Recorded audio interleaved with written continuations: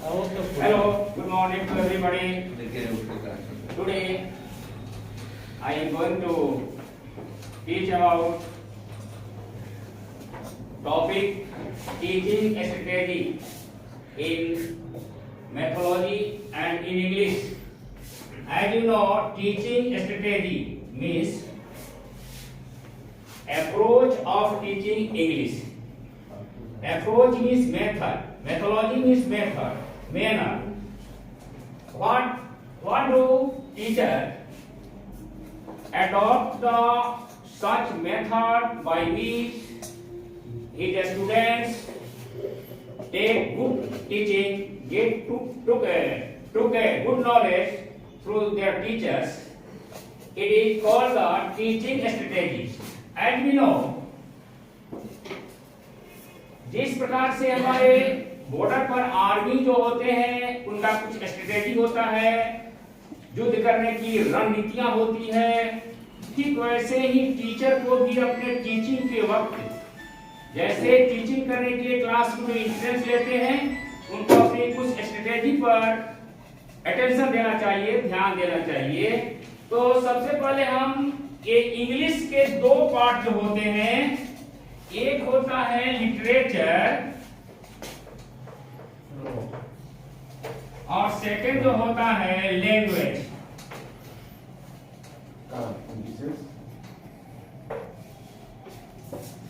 Now today I am going to focus on the language, grammar portion of language, and what would we adopt the strategy during the teaching of language English grammar. First of all, there are some grammarian, determine the some approaches to teach good their students, determine some manner, determine some method, determine some strategies in which I am going to choose out some determinations of strategy. First,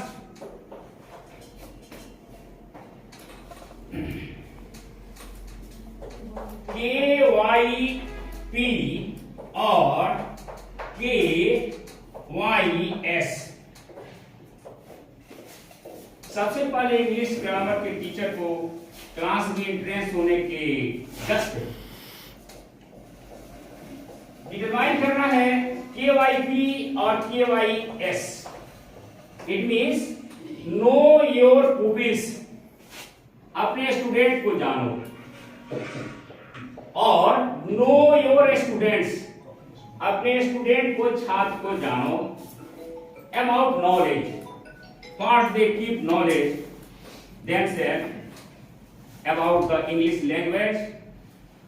That you know parts of English grammar. As we know, there are 4 parts of English grammar: orthography, etymology, syntax, and punctuations. First of all, teachers determine their students, about their students, that my students know what is orthography, etymology, syntax, and punctuations.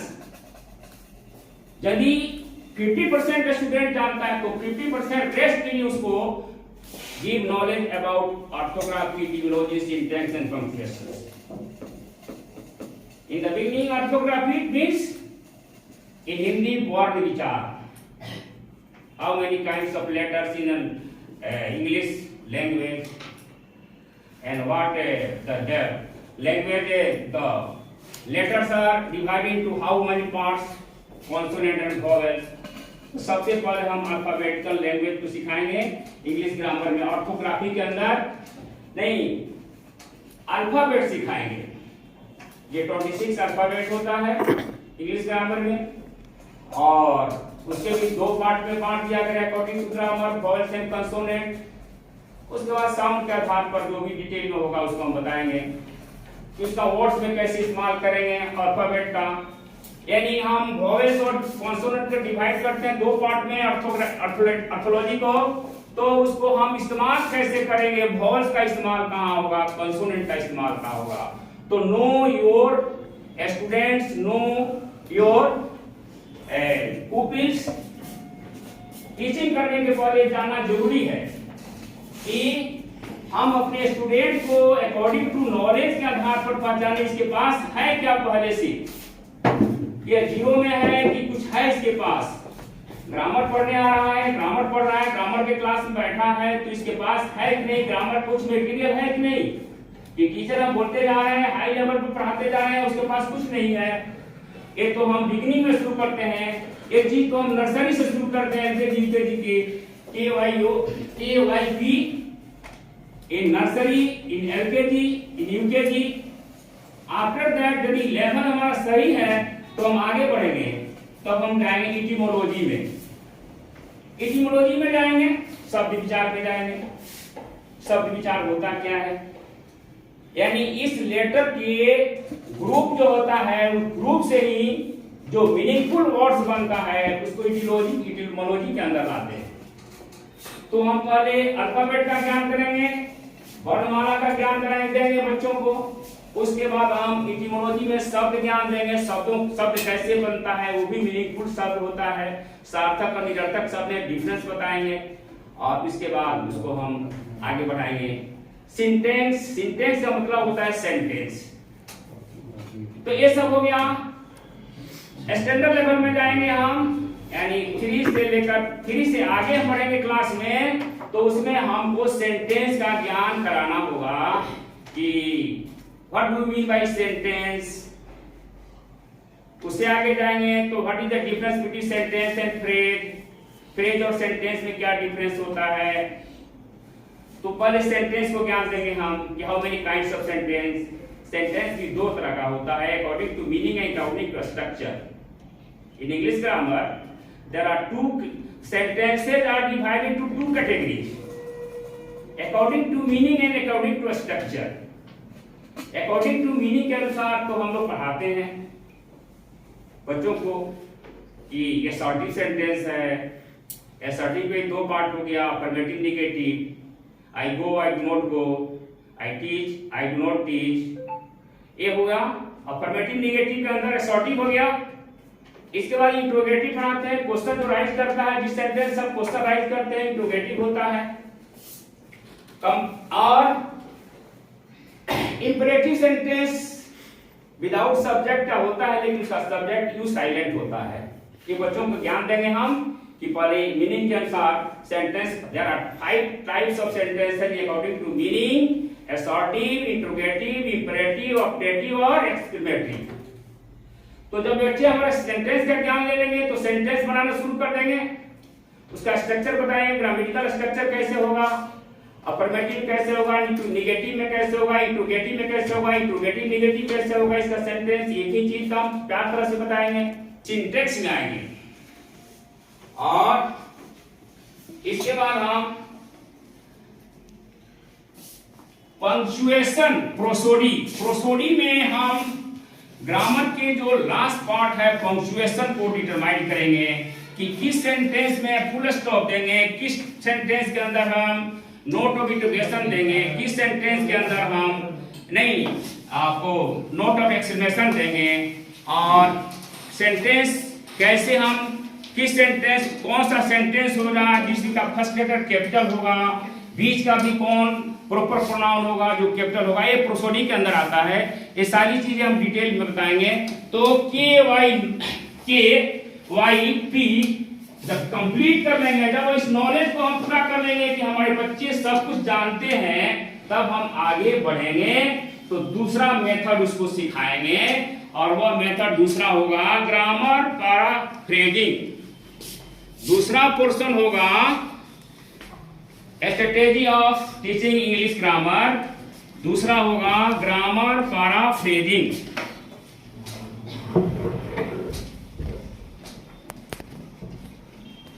Grammar paraphrasing.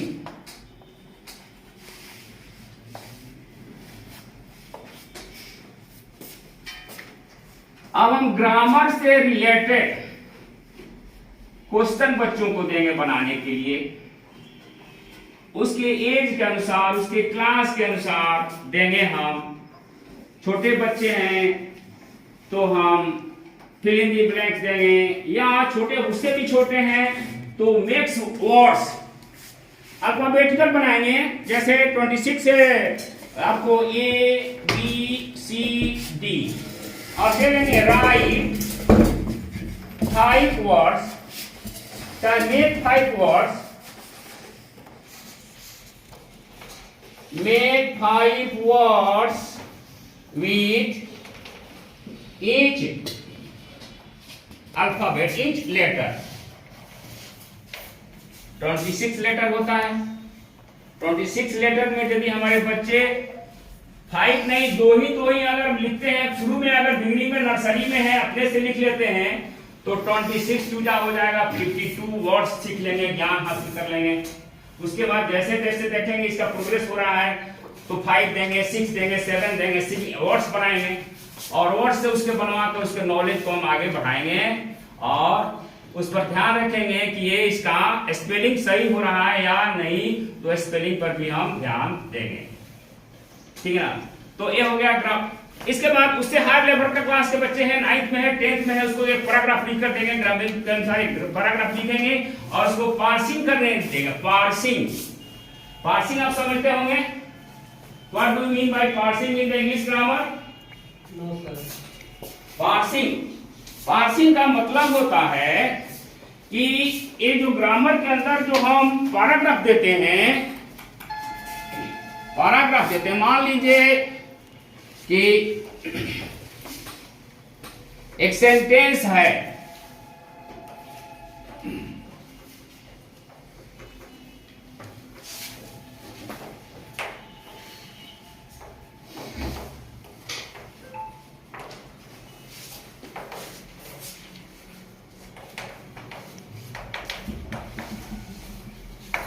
एक sentence दिया है।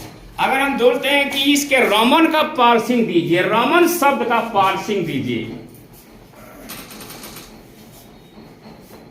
First of all देंगे कि Roman words जो है जो subject के रूप में है इस सेंटेंस के अंदर, कि Raman is an intelligent boy in his class, Raman का पार्सिंग देंगे तो परिचय देंगे रमन है क्या according to grammar, Raman is a noun according to grammar. तो आप जानते हैं कि रमन नाउन है, तो नाउन के जानने के लिए हम नंबर, जेंडर, पर्सन, केस,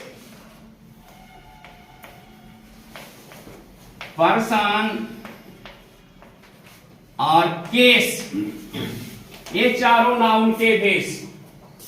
एक नाउन को पहचानने के लिए, उसको परिचय देने के लिए, फेमिलियर कराने के लिए, बच्चों को फेमिलियर कराने के लिए, परिचय कराने के लिए 4 चीज पर हमको ध्यान देना होगा। नंबर, जेंडर, पर्सन, केस, ये चारों नाउन के बेस। रमन है क्या भाई? रमन तो नाउन हो गया। किस जेंडर में है? मैस्कुलिन जेंडर में है। किस नंबर में है? सिंगुलर नंबर में है। नहीं, रमन किस पर्सन में है? थर्ड पर्सन में है। और किस केस में है? तो सब्जेक्ट बनकर आया है तो नॉमिनेटिव केस में है। यदि ऑब्जेक्ट बनकर आएगा तो ऑब्जेक्टिव केस में होगा। और उसी का जो हिज क्लास है या पॉजेसिव केस हो गया।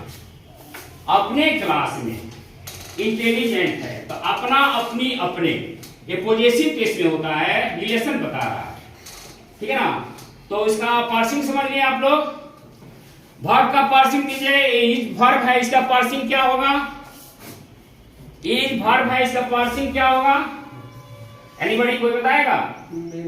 इज वर्ब का मेन वर्ब। Very good. यह मेन वर्ब हो गया। यदि रमन इज रीडिंग रहता तो यह हेल्पिंग वर्ब हो जाता। Raman is reading in class तो यह हेल्पिंग वर्ब हो जाता। इज यह मेन वर्ब है। Main verb verb to be का पार्ट है। वर्ब टू बी है। वर्ब टू बी में 7 होता है, आप जानते हैं। वर्ब टू बी में टू बी वर्ब 7 होता है। Am, is, are, was, were, be and being. ये 7 होता है, उसी का रूप है होना। होना, हुआ, पास्ट टेंस में हो जाएगा हुआ। मैं हूं, मैं था, वह है, वह था। तुम हो, तुम थे, वे लोग हैं, वे लोग थे। ठीक है ना? तो ईज हो गया यहां main verb, principal verb. Intelligent क्या है, इसका पार्सिंग क्या होगा? इंटेलिजेंट, इंटेलिजेंट का पार्सिंग क्या होगा? एडजेक्टिव। एंड एडजेक्टिव है, एडजेक्टिव है। हिज क्लास का पार्सिंग क्या होगा? Possessive case, third person possessive case, third person का पॉजेसिव केस होता है। तो खैर ये हो गया, आपको ग्रामर पैराग्राफ देंगे और एक पैराग्राफ देंगे और उसमें दे देंगे कि pick out noun given in the paragraph, pick out the pronoun given in the paragraph, pick out the adjective given in the paragraph, pick out the helping verb given in the paragraph, pick out the main verb given in the paragraph, pick out the conjunction given in the paragraph। तो इससे होता क्या है, बच्चे का parts of speech complete हो जाएगा। Parts of speech में जो 8 होते हैं, noun, pronoun, verb, adverb, preposition, conjunction, interjection, वे बच्चे कंप्लीट कर लेंगे। तो ये हुआ पैराग्राफ। ग्रामर पैराग्राफिक पैराफ्रेजिंग करके देंगे हम। इसी क्रम में थर्ड होगा, डस्टर भी नहीं, हाँ कर लीजिए। थर्ड मेथड जो है टीचिंग ग्रामर का, वह है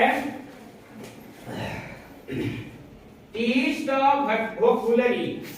थर्ड में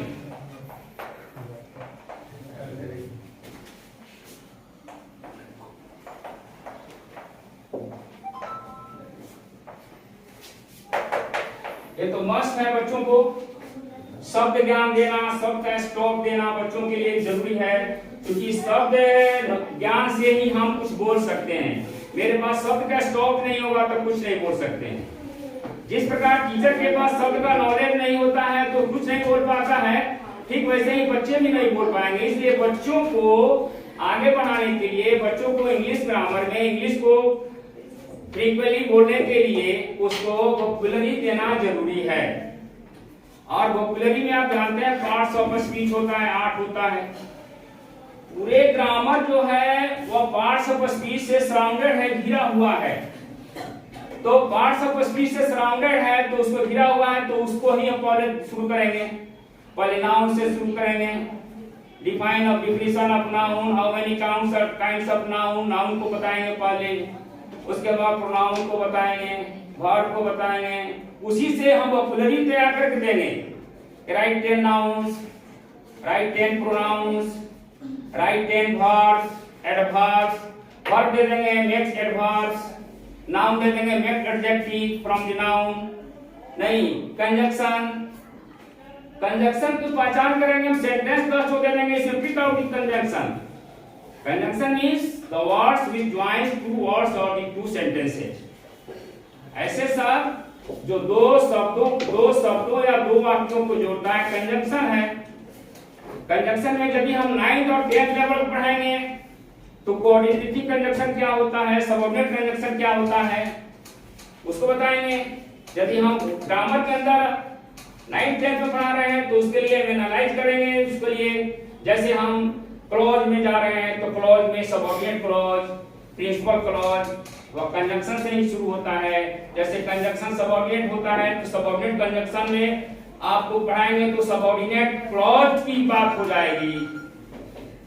every subordinate clause started with subordinate conjunction. तो इस तरह से हम सब ज्ञान देंगे। यदि हम 10-10 parts of speech, 8 parts of speech होते हैं और छोटे बच्चों को यदि एक बारे में अगर 10 देते हैं पहले दिन, तो 10/80 हो गया, एक दिन में 80 शब्द सीख लिया। उसी तरह से धीरे धीरे अगर सिखाएंगे तो डे बाय डे उसका प्रगति होगी। यानी वोकैबुलरी देना मस्ट है। वोकैबुलरी के अंदर यदि हम सेंटेंस उसको देना चाहते हैं तो सब्जेक्ट, वर्ब, ऑब्जेक्ट, इस सेंटेंस का स्ट्रक्चर बताएंगे। सेंटेंस के स्ट्रक्चर पर हम उसको तैयार कराएंगे, सेंटेंस बनाना सिखाएंगे। नहीं, सब्जेक्ट प्लस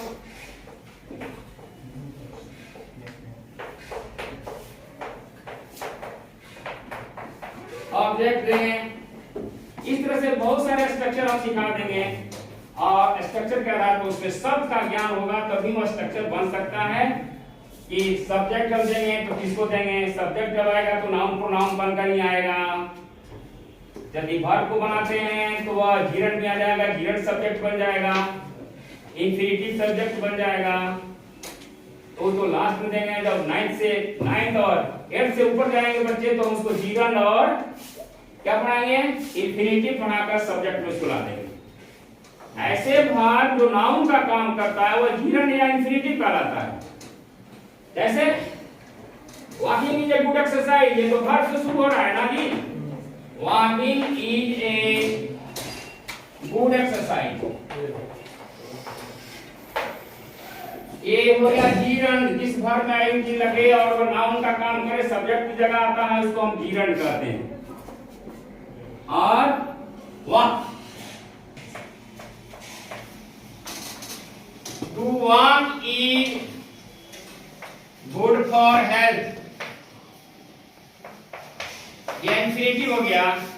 इनफाइनाइट वर्ब दो होते हैं, फाइनाइट वर्ब और इनफाइनाइट वर्ब। जब हम वर्ब को अकॉर्डिंग टू सब्जेक्ट के नंबर ऑफ परसेंट के अनुसार इस्तेमाल करते हैं सेंटेंस के अंदर तो वह वर्ब फाइनाइट वर्ब कहलाता है। जैसे ही गोज टू स्कूल, तो he goes to school, goes हो गया फाइनाइट वर्ब और टू स्कूल इनफाइनाइट हो गया। To go to school, to go to school. जैसे he is to go, he is to go, I am to go, they are to go, we are to go, to go सब में लग गया। he is to go, I am to go, तो infinitive हो गया। सब में free है, infinitive is free from the subject. Subject के नंबर ऑफ जेंडर से वो फ्री होता है इंफिनिटिव वर्ब। वो हर सब्जेक्ट के साथ एक ही जैसा इस्तेमाल किया जाता है, सबको इक्वली देखता है।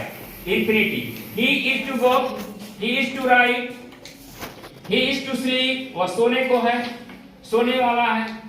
तो इंफिनिटिव हमेशा हर सब्जेक्ट के साथ इक्वली इस्तेमाल किया जाता है, ठीक है ना। तो ये बहुत सारी चीजें हैं। क्या चीज के अंदर, वोकैबुलरी के अंदर।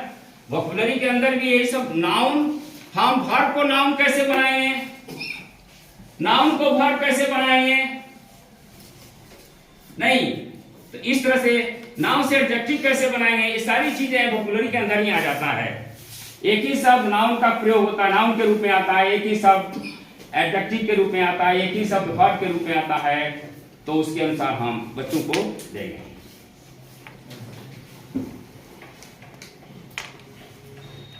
इसके बाद टोटल फिजिकल रेस्पॉन्स टीपीआर, एक चौथा अप्रोच होगा TPR. TPR total physical response.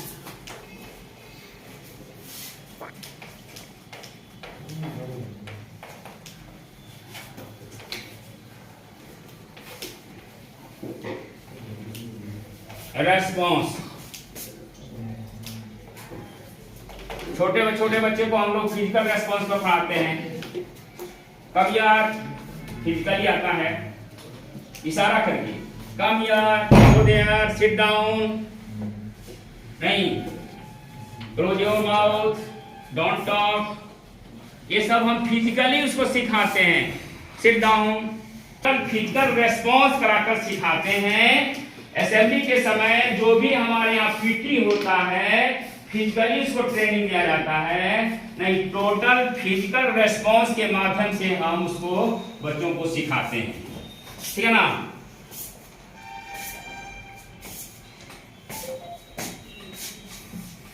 इसके बाद पांचवा मेथड होगा, अप्रोच जो है वह है eclectic approach, that is called liberal approach. बच्चों के साथ लिबरल बनकर काम करना होगा क्लास में। लिबरल अप्रोच कहता है कि व्हेन द टीचर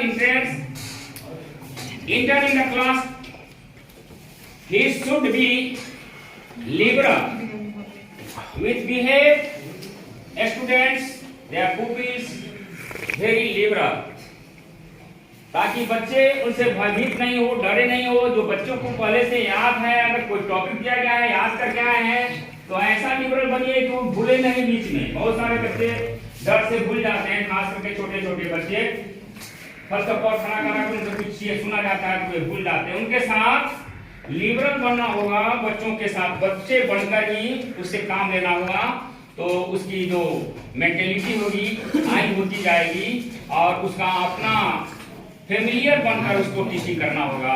तो ये लिबरल अप्रोच करता है कि always be liberal during the teaching English grammar among the students, among the pupils, so that the pupils understand that his teacher as well as my friends, his teacher as well as my parents। नहीं, तो इस प्रकार से जब हम behave बच्चों के साथ करेंगे तो बच्चे भी खुश होकर उनकी मेमोरी पावर भी आगे इंप्रूव करेगा और हमारे क्वेश्चन का रिप्लाई इजीली वे में कर देंगे। इसलिए liberal approach is the best approach for the teaching. नहीं, small students, younger students. Besides these approaches, there are mainly 4 approaches for teaching English grammar.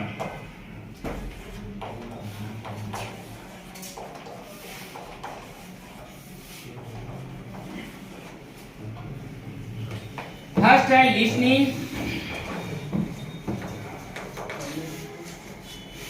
second है speaking,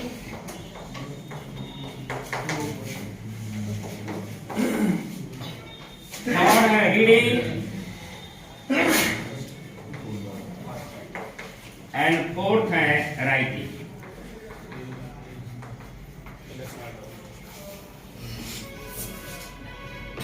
बच्चे के नॉलेज के बारे में जानना है टीचर को कि हम ग्रामर के टीचर हैं, हमारे बारे में, हमारे ग्रामर के बारे में कितना इसको नॉलेज है।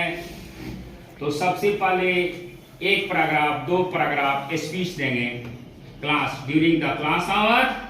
Teacher should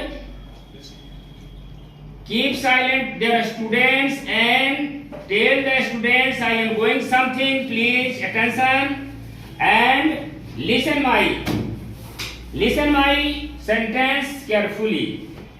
Then he also start their speaking and students audience, just like students audience became students, should carefully listen, and after that the teacher write some questions whatever he say during the speaking and ask questions one by one to students।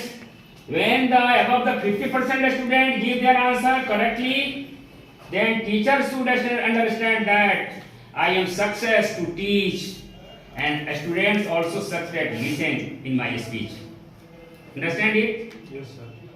जब 50% से above बच्चे समझ आएंगे कि हाँ ये repeat करेंगे question, हम उस पर जो बोलेंगे 1 पैराग्राफ बोलेंगे उसके बारे में क्वेश्चन आउट करेंगे, हम क्वेश्चन बच्चे हमारे 50% से अब बता देंगे केयरफुली। तो हम सुनेंगे, बच्चे हमारे सुने हैं, लिसन किए हैं और उनकी लिसनिंग अच्छी है, मजबूत है, पकड़ है लिसन पर मजबूत है, इसलिए कोई बात नहीं है। चलिए ओके, मैं सक्सेस हुआ, पढ़ाने में मैं सक्सेस किया, ठीक है ना। सेकेंडली स्पीकिंग, जैसे कोई भी राइम वगैरह बच्चों को या कविता हम लोग पढ़ाते हैं, पोएम जो बच्चों को पढ़ाते हैं पोएम, तो सबसे पहले अगर बच्चे को प्रोनाउंसिएशन करने में दिक्कत है, प्रोनाउंसिएशन नहीं कर पाते हैं क्योंकि उनका अपना मदर लैंग्वेज है नहीं, तो प्रोनाउंसिएशन करने में बहुत सारे लोग कहते हैं, बच्चे कहते हैं कि प्रोनाउंसिएशन नहीं होकर प्रोनाउंसिएशन होता है, उच्चारण। प्रोनाउंसिएशन करने में जब टीचर किसी कविता को कहेंगे कि pay attention, I am going to read this poem and pay attention, listen carefully, after that you have to tell orally. तो बच्चे पढ़ेंगे, उस पोएम को पढ़ेंगे, पहले टीचर पढ़ेंगे, पढ़कर स्पीकिंग करेंगे, बच्चे को केवल लिसनिंग करना है और स्पीकिंग करने के बाद फिर किताब उनको दे दिया जाएगा, स्पीक करो, इसको बोल कर देख कर बोलो। यदि बोले में प्रोनाउंसिएशन सही कर रहे हैं तो उनका स्पीकिंग सही हो रहा है तो समझिए कि स्पीकिंग में भी आगे हो गए। स्पीच इनका कहीं भी लिया जा सकता है, ये स्पीच दे सकते हैं, इनका प्रोनाउंसिएशन सही है।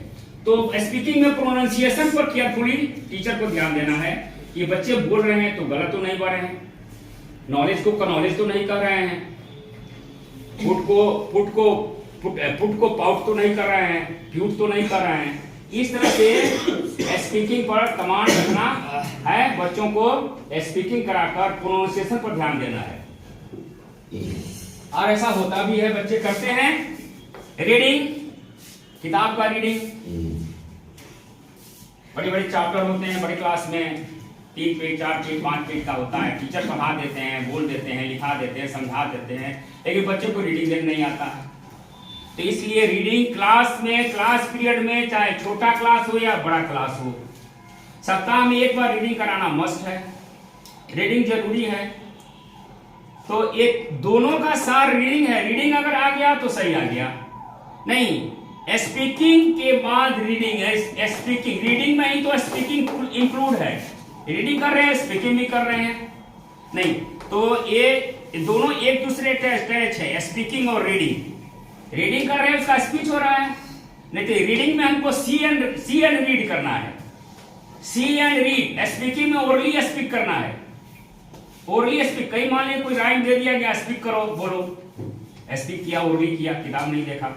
रीडिंग में किताब लेकर उसको रीडिंग कराया जा सकता है तो उसका प्रोग्रेस होगा। राइटिंग लास्ट है, इसमें राइटिंग के अंदर लिसनिंग भी आता है, स्पीकिंग भी आता है, रीडिंग भी आता है। लिसनिंग में सुना है, नॉलेज कैसे लिखा जाएगा, नॉलेज बोलने आ गया, आपको टीचर बोला, डिक्टेट किया कि नॉलेज, राइट डाउन नॉलेज, तो सुना है नॉलेज। स्पीकिंग दिया है नॉलेज, एक बार बोल दिया, अपने से बोल दिया है नॉलेज, समझ गया नॉलेज, कैसे शुरू होगा।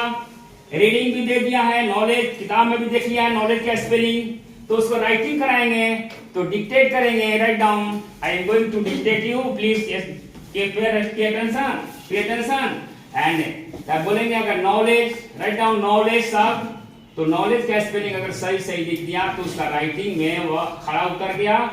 और ऐसे ही 10 20 15 या उससे अधिक सेंटेंस लिखा दिया, बच्चे को डिक्टेट कर दिया गया, बच्चे लिख लिए, राइटिंग हो गया, तो समझिए कि वह सक्सेस हुआ, हमारी टीचिंग सक्सेस हुआ और बच्चों का भी राइटिंग सक्सेस हो गया। बस this the training going to over. First of all देंगे कि रमन वर्ड्स जो है, जो सब्जेक्ट के रूप में है इस सेंटेंस के अंदर, कि Raman is an intelligent boy in his class. Raman का पार्सिंग देंगे तो परिचय देंगे, रमन है क्या according to grammar, Raman is a noun according to grammar. तो आप जानते हैं कि रमन नाउन है, तो नाउन के जानने के लिए हम number, gender, person, case, person और केस, ये चारों नाउन के बेस। एक नाउन को पहचानने के लिए, उसको परिचय देने के लिए, फेमिलियर कराने के लिए, बच्चों को फेमिलियर कराने के लिए, परिचय कराने के लिए 4 चीज पर हमको ध्यान देना होगा। नंबर, जेंडर, पर्सन, केस, ये चारों नाउन के बेस। रमन है क्या भाई? रमन तो नाउन हो गया, किस जेंडर में है? मैस्कुलिन जेंडर में है। किस नंबर में है? सिंगुलर नंबर में है। नहीं, रमन किस पर्सन में है? थर्ड पर्सन में है। और किस केस में है? तो सब्जेक्ट बनकर आया है तो नॉमिनेटिव केस में है। यदि ऑब्जेक्ट बनकर आएगा तो ऑब्जेक्टिव केस में होगा। और उसी का जो हिज क्लास है या पॉजिटिव केस हो गया। अपने क्लास में इंटेलिजेंट है तो अपना, अपनी, अपने, ये पॉजिटिव केस में होता है, रिलेशन बता रहा है, ठीक है ना। तो इसका पार्सिंग समझ लिए आप लोग। वर्ब का पार्सिंग दीजिए। इज वर्ब है, इसका पार्सिंग क्या होगा? इज वर्ब है, इसका पार्सिंग क्या होगा? एनीबॉडी कोई बताएगा? इज वर्ब का मेन वर्ब। वेरी गुड, यह मेन वर्ब हो गया। यदि रमन इज रीडिंग रहता तो यह हेल्पिंग वर्ब हो जाता। Raman is reading in class, तो ये हेल्पिंग वर्ब हो जाता। इज या मेन वर्ब है। मेन वर्ब टू बी का पार्ट है। वर्ब टू बी है। वर्ब टू बी में 7 होता है, आप जानते हैं। वर्ब टू बी में टू बी वर्ब 7 होता है। Am, is, are, was, were, be and being, ये 7 होता है। उसी का रूप है होना। होना, हुआ, पास्ट टेंस में हो जाएगा हुआ। मैं हूं, मैं था, वह है, वह था। तुम हो, तुम थे, वे लोग हैं, वे लोग थे। ठीक है ना? तो इज हो गया यहां main verb, principal verb. Intelligent क्या है? इसका पार्सिंग क्या होगा? इंटेलिजेंट का पार्सिंग क्या होगा? एडजेक्टिव है। एडजेक्टिव है। हिज क्लास का पार्सिंग क्या होगा? Possessive case, third person possessive case. Third person का पॉजेसिव केस होता है। तो खैर ये हो गया, आपको ग्रामर पैराग्राफ देंगे और एक पैराग्राफ देंगे और उसमें दे देंगे कि pick out noun given in the paragraph, pick out the pronoun given in the paragraph, pick out the adjective given in the paragraph, pick out the helping verb given in the paragraph, pick out the main verb given in the paragraph, pick out the conjunction given in the paragraph. तो इससे होता क्या है, बच्चे का parts of speech complete हो जाएगा। Parts of speech में जो 8 होते हैं, noun, pronoun, verb, adverb, preposition, conjunction, interjection, वे बच्चे कंप्लीट कर लेंगे।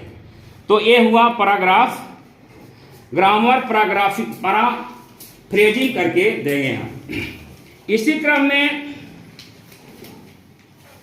थर्ड होगा, डस्टर भी नहीं,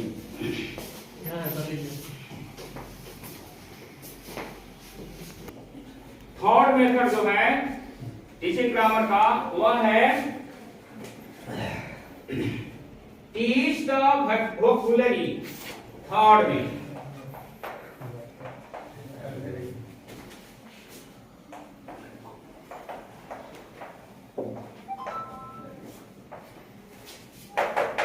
ये तो मस्ट है बच्चों को। शब्द ज्ञान देना, शब्द का स्टॉक देना बच्चों के लिए जरूरी है, क्योंकि शब्द ज्ञान से ही हम कुछ बोल सकते हैं। मेरे पास शब्द का स्टॉक नहीं होगा तो कुछ नहीं बोल सकते हैं। जिस प्रकार टीचर के पास शब्द का नॉलेज नहीं होता है तो कुछ नहीं बोल पाता है, ठीक वैसे ही बच्चे भी नहीं बोल पाएंगे। इसलिए बच्चों को आगे बढ़ाने के लिए, बच्चों को इंग्लिश ग्रामर में इंग्लिश को फ्रीक्वेंटली बोलने के लिए उसको वोकैबुलरी देना जरूरी है। और वोकैबुलरी में आप जानते हैं पार्ट्स ऑफ स्पीच होता है, 8 होता है। पूरे ग्रामर जो है वो पार्ट्स ऑफ स्पीच से सराउंडेड है, घिरा हुआ है। तो पार्ट्स ऑफ स्पीच से सराउंडेड है तो उसको घिरा हुआ है, तो उसको ही हम पहले शुरू करेंगे। पहले नाउन से शुरू करेंगे। Define of definition of noun, how many kinds of noun, noun को बताएंगे पहले। उसके बाद प्रोनाउन को बताएंगे, वर्ब को बताएंगे। उसी से हम वोकैबुलरी तैयार करके देंगे। Write 10 nouns, write 10 pronouns, write 10 verbs, adverbs, verb दे देंगे next adverbs, noun दे देंगे next adjective from the noun, नहीं conjunction, conjunction की पहचान करेंगे हम, sentence first दे देंगे, इसमें pick out the conjunction. Conjunction means the words which joins two words or the two sentences. ऐसे सब जो दो शब्दों या दो वाक्यों को जोड़ता है कंजंक्शन है। कंजंक्शन में यदि हम 9th और 10th लेवल पढ़ाएंगे तो कोऑर्डिनेटिव कंजंक्शन क्या होता है, सबऑर्डिनेट कंजंक्शन क्या होता है, उसको बताएंगे। यदि हम ग्रामर के अंदर 9th 10th में पढ़ा रहे हैं तो उसके लिए एनालाइज करेंगे। उसके लिए जैसे हम क्लॉज में जा रहे हैं तो क्लॉज में सबऑर्डिनेट क्लॉज, प्रिंसिपल क्लॉज वह कंजंक्शन से ही शुरू होता है। जैसे कंजंक्शन सबऑर्डिनेट होता है तो सबऑर्डिनेट कंजंक्शन में आपको पढ़ाएंगे तो सबऑर्डिनेट क्लॉज की बात हो जाएगी। Every subordinate clause started with subordinate conjunction. तो इस तरह से हम शब्द ज्ञान देंगे यदि हम 10-10 parts of speech 8 parts of speech होते हैं और छोटे बच्चों को यदि एक बारे में अगर 10 देते हैं पहले दिन, तो 10/80 हो गया, एक दिन में 80 शब्द सीख लिया। उसी तरह से धीरे धीरे अगर सिखाएंगे तो डे बाय डे उसका प्रगति होगी। यानी वोकैबुलरी देना मस्ट है। वोकैबुलरी के अंदर यदि हम सेंटेंस उसको देना चाहते हैं तो सब्जेक्ट, वर्ब, ऑब्जेक्ट, इस सेंटेंस का स्ट्रक्चर बताएंगे। सेंटेंस के स्ट्रक्चर पर हम उसको तैयार कराएंगे, सेंटेंस बनाना सिखाएंगे। नहीं, सब्जेक्ट प्लस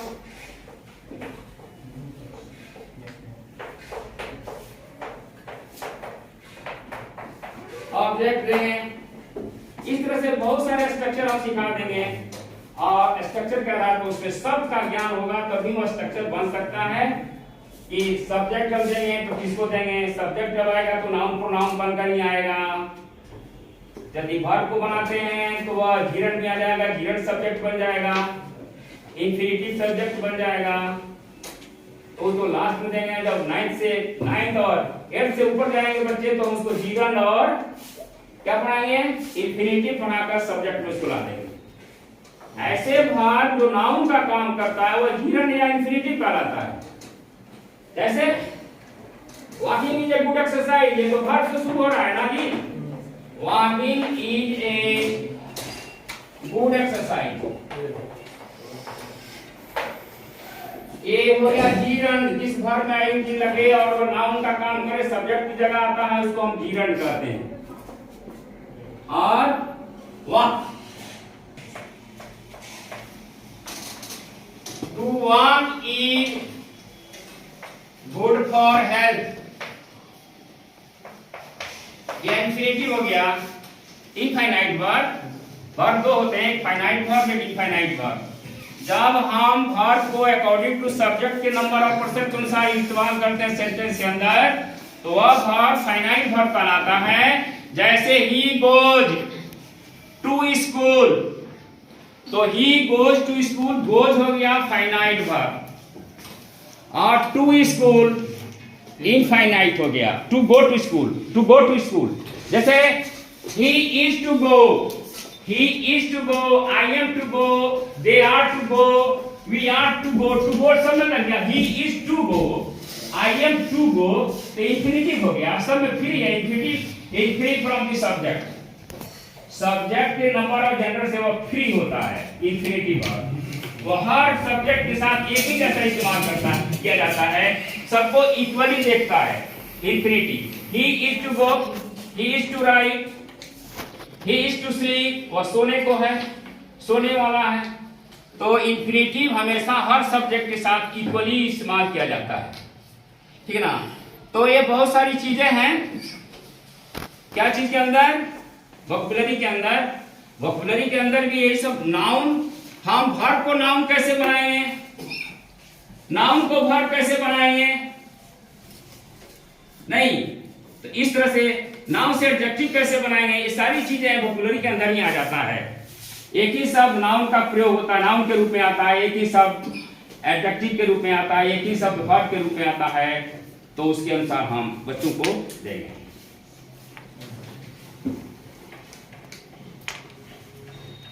इसके बाद टोटल फिक्सर रेस्पॉन्स टीपीआर, एक चौथा अप्रोच होगा TPR. TPR total physical response.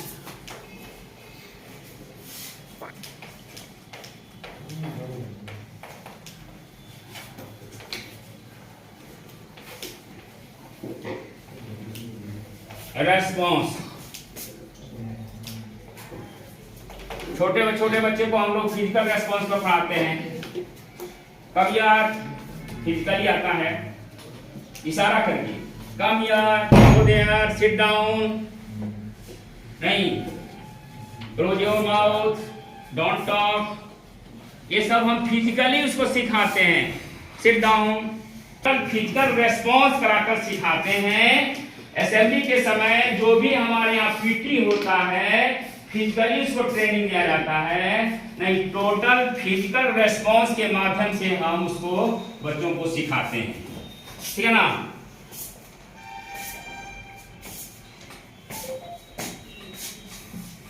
इसके बाद पांचवा मेथड होगा, अप्रोच जो है वह है eclectic approach, that is called liberal approach. बच्चों के साथ लिबरल बनकर काम करना होगा क्लास में। लिबरल अप्रोच कहता है कि when the teacher enter in the class, he should be liberal with behave students, their pupils very liberal, ताकि बच्चे उनसे भयभीत नहीं हो, डरे नहीं हो। जो बच्चों को पहले से याद है, अगर कोई टॉपिक दिया गया है, याद करके आए हैं, तो ऐसा लिबरल बनिए कि वो भूले नहीं बीच में। बहुत सारे बच्चे डर से भूल जाते हैं, खास करके छोटे छोटे बच्चे। फर्स्ट ऑफ ऑल खड़ा करा कर उनसे कुछ सुना जाता है तो वे भूल जाते हैं। उनके साथ लिबरल बनना होगा, बच्चों के साथ बच्चे बनकर ही उससे काम लेना होगा। तो उसकी जो मेंटेलिटी होगी हाई होती जाएगी और उसका अपना फेमिलियर बनकर उसको टीचिंग करना होगा। तो ये लिबरल अप्रोच करता है कि always be liberal during the teaching English grammar among the students, among the pupils, so that the pupils understand that his teacher as well as my friends, his teacher as well as my parents। नहीं, तो इस प्रकार से जब हम behave बच्चों के साथ करेंगे तो बच्चे भी खुश होकर उनकी मेमोरी पावर भी आगे इंप्रूव करेगा और हमारे क्वेश्चन का रिप्लाई इजीली वे में कर देंगे। इसलिए liberal approach is the best approach for the teaching, नहीं small students, younger students. Besides these approaches, there are mainly 4 approaches for teaching English grammar.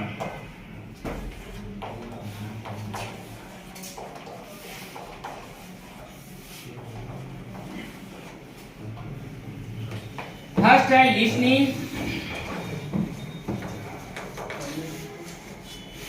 second है speaking,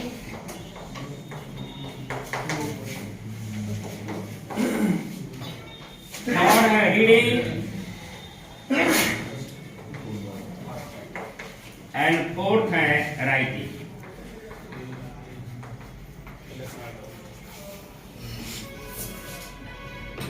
बच्चे के नॉलेज के बारे में जानना है टीचर को कि हम ग्रामर के टीचर हैं, हमारे बारे में, हमारे ग्रामर के बारे में कितना इसको नॉलेज है। तो सबसे पहले 1 पैराग्राफ 2 पैराग्राफ स्पीच देंगे class during the class hour. Teacher should keep silent there students and tell the students I am going something, please attention and listen my sentence carefully। Then he also start their speaking and students audience, just like students audience became students, should carefully listen, and after that the teacher write some questions whatever he say during the speaking and ask questions one by one to students. When the above the 50% student give their answer correctly, then teacher should understand that I am success to teach, and students also success listen in my speech। Understand it? Yes sir। जब 50% से above बच्चे समझ आएंगे कि हाँ ये repeat करेंगे question, हम उस पर जो बोलेंगे 1 पैराग्राफ बोलेंगे उसके बारे में क्वेश्चन आउट करेंगे, हम क्वेश्चन बच्चे हमारे 50% से अब बता देंगे केयरफुली। तो हम सुनेंगे, बच्चे हमारे सुने हैं, लिसन किए हैं और उनकी लिसनिंग अच्छी है, मजबूत है, पकड़ है लिसन पर मजबूत है, इसलिए कोई बात नहीं है। चलिए ओके, मैं सक्सेस हुआ, पढ़ाने में मैं सक्सेस लिया, ठीक है ना। सेकेंडली स्पीकिंग, जैसे कोई भी राइम वगैरह बच्चों को या कविता हम लोग पढ़ाते हैं, पोएम जो बच्चों को पढ़ाते हैं पोएम, तो सबसे पहले अगर बच्चे को प्रोनाउंसिएशन करने में दिक्कत है, प्रोनाउंसिएशन नहीं कर पाते हैं क्योंकि इनका अपना मदर लैंग्वेज है नहीं, तो प्रोनाउंसिएशन करने में बहुत सारे लोग कहते हैं, बच्चे कहते हैं कि प्रोनाउंसिएशन नहीं होकर प्रोनाउंसिएशन होता है, उच्चारण। प्रोनाउंसिएशन करने में जब टीचर किसी कविता को कहेंगे कि pay attention, I am going to read this poem and pay attention, listen carefully, after that you have to tell orally. तो बच्चे पढ़ेंगे, उस पोएम को पढ़ेंगे, पहले टीचर पढ़ेंगे, पढ़कर स्पीकिंग करेंगे, बच्चे को केवल लिसनिंग करना है और स्पीकिंग करने के बाद फिर किताब उनको दे दिया जाएगा, स्पीक करो, इसको बोलकर देखकर बोलो। यदि बोले में प्रोनाउंसिएशन सही कर रहे हैं तो उनका स्पीकिंग सही हो रहा है, तो समझिए कि स्पीकिंग में भी आगे हो गए। स्पीच इनका कहीं भी लिया जा सकता है, ये स्पीच दे सकते हैं, इनका प्रोनाउंसिएशन सही है। तो स्पीकिंग में प्रोनाउंसिएशन पर केयरफुली टीचर को ध्यान देना है कि बच्चे बोल रहे हैं तो गलत तो नहीं बोल रहे हैं, नॉलेज को कनॉलेज तो नहीं कर रहे हैं, फुट को पाउट तो नहीं कर रहे हैं, फ्यूट तो नहीं कर रहे हैं। इस तरह से स्पीकिंग पर कमांड रखना है, बच्चों को स्पीकिंग कराकर प्रोनाउंसिएशन पर ध्यान देना है। और ऐसा होता भी है, बच्चे करते हैं रीडिंग, किताब का रीडिंग, बड़े बड़े चैप्टर होते हैं बड़ी क्लास में, 3 पेज 4 पेज 5 पेज का होता है, टीचर पढ़ा देते हैं, बोल देते हैं, लिखा देते हैं, समझा देते हैं, लेकिन बच्चों को रीडिंग देना नहीं आता है। तो इसलिए रीडिंग क्लास में, क्लास पीरियड में, चाहे छोटा क्लास हो या बड़ा क्लास हो, सप्ताह में एक बार रीडिंग कराना मस्ट है, रीडिंग जरूरी है। तो एक दोनों का सार रीडिंग है, रीडिंग अगर आ गया तो सही आ गया, नहीं स्पीकिंग के बाद रीडिंग है, स्पीकिंग रीडिंग में ही तो स्पीकिंग इंक्लूड है, रीडिंग कर रहे हैं स्पीकिंग भी कर रहे हैं, नहीं तो ये दोनों एक दूसरे अटैच है, स्पीकिंग और रीडिंग। रीडिंग कर रहे हैं उसका स्पीच हो रहा है, नहीं तो रीडिंग में हमको सी एंड रीड करना है, सी एंड रीड। स्पीकिंग में ओरली स्पीक करना है, ओरली स्पीक। कई मान लीजिए कोई राइम दे दिया गया, स्पीक करो, बोलो, स्पीक किया, ओरली किया, किताब नहीं देखा। रीडिंग में किताब देकर उसको रीडिंग कराया जा सकता है, तो उसका प्रोग्रेस होगा। राइटिंग लास्ट है, इसमें राइटिंग के अंदर एक लिसनिंग भी आता है, स्पीकिंग भी आता है, रीडिंग भी आता है। लिसनिंग में सुना है, नॉलेज कैसे लिखा जाएगा, नॉलेज बोलने आ गया, आपको टीचर बोला, डिक्टेट किया कि नॉलेज, राइट डाउन नॉलेज, तो सुना है नॉलेज, स्पीकिंग दिया है नॉलेज, एक बार बोल दिया, अपने से बोल दिया है नॉलेज, समझ गया नॉलेज कैसे शुरू होगा। रीडिंग भी दे दिया है, नॉलेज किताब में भी देख लिया है नॉलेज का स्पेलिंग, तो उसको राइटिंग कराएंगे तो डिक्टेट करेंगे, write down, I am going to dictate you, please pay attention and क्या बोलेंगे, अगर नॉलेज, राइट डाउन नॉलेज सब, तो नॉलेज का स्पेलिंग अगर सही सही लिख दिया तो उसका राइटिंग में वह खड़ा उतर गया। और ऐसे ही 10 20 15 या उससे अधिक सेंटेंस लिखा दिया, बच्चे को डिक्टेट कर दिया गया, बच्चे लिख लिए, राइटिंग हो गया, तो समझिए कि वह सक्सेस हुआ, हमारी टीचिंग सक्सेस हुआ और बच्चों का भी राइटिंग सक्सेस हो गया। बस this the training going to over.